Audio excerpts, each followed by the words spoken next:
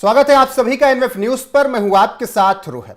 भारत जिस तेजी से दुनिया की अर्थव्यवस्था में आगे बढ़ रहा है उससे कई देशों को मिर्ची लग रही है और सबसे ज्यादा अगर कोई परेशान होता है तो भारत का पड़ोसी मुल्क चीन है।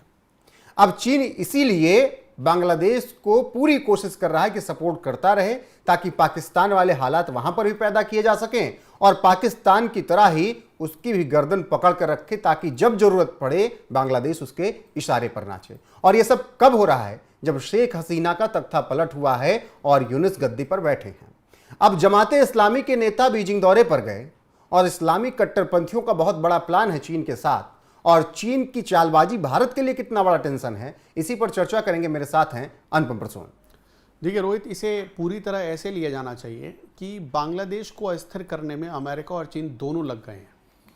और चीन इतना बड़ा चालाक है कि उसने जब खाना देने की बारी आई तो कहा कि तुम अमेरिका के पास भाग कर चले जाओ, अमेरिका से गेहूं मांग कर ले आओ। इस वक्त स्थिति ऐसी है कि अमेरिका तुरंत गेहूं दे देगा।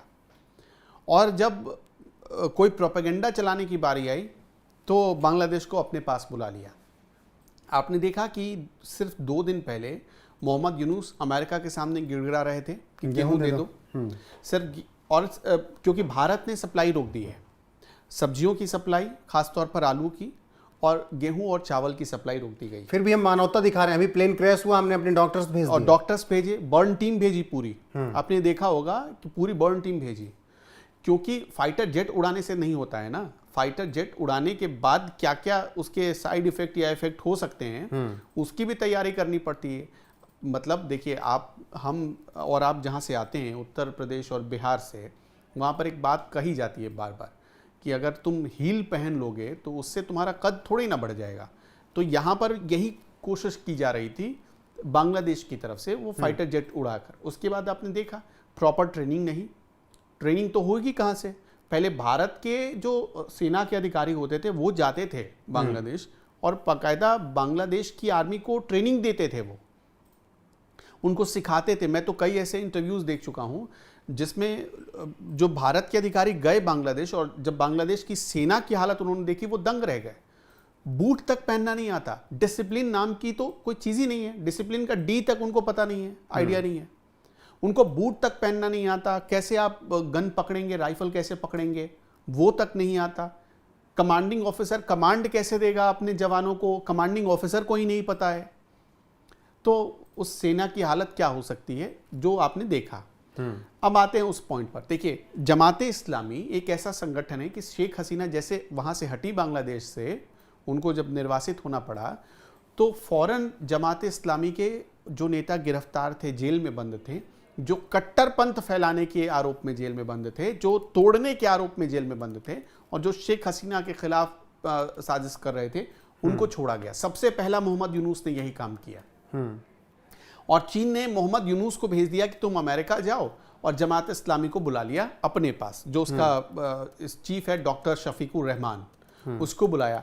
और चीन ने कहा कि बांग्लादेश, देखिए चीन का प्रोपेगेंडा है कि बांग्लादेश में हिंदुओं के खिलाफ ठीक वैसा ही कर दो जैसे रोहिंग्या के खिलाफ किया गया, जैसे उइगुर मुसलमानों के खिलाफ चीन में किया गया। तो ये जो प्रोपेगेंडा है, चीन बांग्लादेश को उकसा रहा है कि वो तुम भारत के खिलाफ कुछ ऐसा करो जिससे भारत इतना उद्वेलित हो जाए कि कुछ एक्शन ले। ये बांग्लादेश को बार बार उकसाने की चीजें हो रही, उकसाने की कार्रवाई हो रही। मोहम्मद यूनुस, अब चूंकि आपको पता है कि मोहम्मद यूनुस को चुनाव में जाना है अगले साल बांग्लादेश में चुनाव होगा तो जो भी उछल कूद करना है वो अगले साल तक, अगर मैं गलत नहीं हूं तो मई 2026 में शायद चुनाव होगा। तो मई 2026 तक ही उछल कूद करना है मोहम्मद यूनुस को। अब उसमें 1 साल से भी कम वक्त बचा है, अगर आप ठीक से जोड़ेंगे तो करीब 7-8 महीने का वक्त बचा है। तो मोहम्मद यूनुस को पता है कि हम इसी 7-8 महीने में अपने लिए कुछ सेफ स्पेस बना सकते हैं। जब सरकार किसी की आ जाएगी, और मान लीजिए कि ऐसी सरकार आ गई जो मोहम्मद यूनुस के खिलाफ चली गई, जिसकी संभावना कम है, लेकिन अभी ये मत भूलिए कि उस चुनाव में भारत भी बिल्कुल कुछ ना कुछ भूमिका जरूर निभाएगा। बिल्कुल भारत की भूमिका रहेगी और शेख हसीना की वापसी भी हो सकता है कि वो रहे। लेकिन यहां पर सवाल ये कि अगर जमाते इस्लामी बीजिंग दौरे पर जा रहे हैं उसके नेता, और वहां पर बड़ी डील हो रही है, तो क्या ये भारत के लिए चिंता का विषय नहीं है? देखिए, भारत के लिए चिंता का विषय है, क्योंकि भारत ये कहता है कि कहीं भी पूरी दुनिया में हिंदुओं के खिलाफ कोई अत्याचार होता है वो गलत है, क्योंकि सबसे ज्यादा हिंदू भारत में रहते हैं। और चीन ने जमात इस्लामी को बुलाकर क्या कहा है कि शरीयत लागू करो। शरीयत लागू करने का मतलब क्या है? और चीन ये होता कौन है जो खुद अपने यहाँ, देखिए, जिस देश में जो अपने यहाँ उइगर मुसलमानों को इस तरीके से मारकर मारता है, भगाता है, वो तुमको बुलाकर कहता है कि शरीयत लागू करो, और इसके बाद भी तुम उसके बहकावे में, उकसावे में आ जाते हो। तो सबसे बड़ा आप अंदाजा लगा कर देख लीजिए कि चालाक कौन है और मूर्ख कौन है। तो चीन ठीक यही चीज बांग्लादेश के साथ कर रहा है। वो अपने यहां मुसलमानों को भगाता है, और ये मत बोलिए वो अपने यहां से जो मुसलमानों को भगा रहा है वो सारे मुसलमान भारत से भी भगाए जाते हैं। जो मुसलमान, उनका ठिकाना बांग्लादेश ही इस वक्त बन रहा है।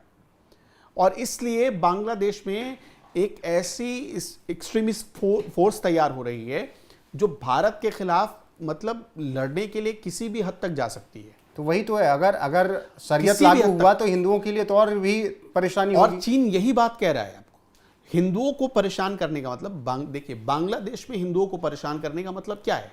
सीधा सीधा जो हिंदू समर्थित सरकार है भारत की, जो हिंदुओं की सरकार कही जाती है, मोदी सरकार, उसको चुनौती देना। अब जाहिर सी बात है कि भाई भारत की सीमा बांग्लादेश से सटती है, कई राज्यों की सीमा सटती है।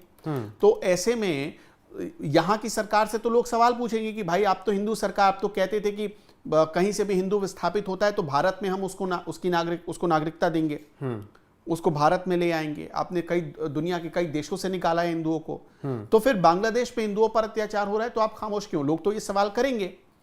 अब इसी वजह से चीन बार बार बांग्लादेश को ये कर रहा है, पिन कर रहा है कि आप जो है भारत के खिलाफ कार्रवाई करें, लेकिन बांग्लादेश की हैसियत है नहीं कि भारत के खिलाफ डायरेक्ट कुछ कर सकता है। तो वो हिंदुओं को टारगेट कर रहा है। और अब बचा ही क्या है? हिंदू एक्टर्स, हिंदू कलाकार, सबके घर तोड़े गए। यहां तक कि जो बांग्लादेश की फिल्म में काम करने वाले बड़े बड़े एक्टर और एक्ट्रेस थी, उनके घरों में आगजनी की गई। ये बांग्लादेश में हुआ, पिछले साल हुआ जब शेख हसीना की सरकार गई। तब तो जमाते इस्लामी पर बैन लगा हुआ था। जैसे ही तख्ता पलट हुआ, जैसे ही तख्ता पलट हुआ उसके अगले ही दिन सबसे पहले तो जमाते इस्लामी के नेता ही छोड़े गए। जिस शफीकुर रहमान का नाम ले रहे हैं उसको तो सबसे पहले रिहा किया गया, जिसको शेख हसीना ने जेल में बंद कर रखा था। और यही नहीं, आप सुनिए, जो आपने देखा होगा कि दिसंबर के आसपास, नवंबर दिसंबर के आसपास 2024 में हिंदुओं पर कत्लेआम एकदम से तेज हुआ था। वो कत्लेआम क्यों तेज हुआ आपको पता है? ये जमाते इस्लामी एक ऐसा संगठन था जो पर्चे छपवाता था, और उस पर्चा में एक नैरेटिव सेट होता था जिसमें ये दिखाया जाता था, पिक्चर को मैनिपुलेट किया जाता था, तस्वीरें मैनिपुलेट की जाती थी और दिखाया जाता था कि देखो दुर्गा पूजा जब होती है, हिंदू करते हैं, तो वहां पर माँ दुर्गा के चरणों में कुरान शरीफ को रखा जाता है। ये मॉर्फ किया जाता है। बिल्कुल मॉर्फ हुआ था, बवाल हुआ।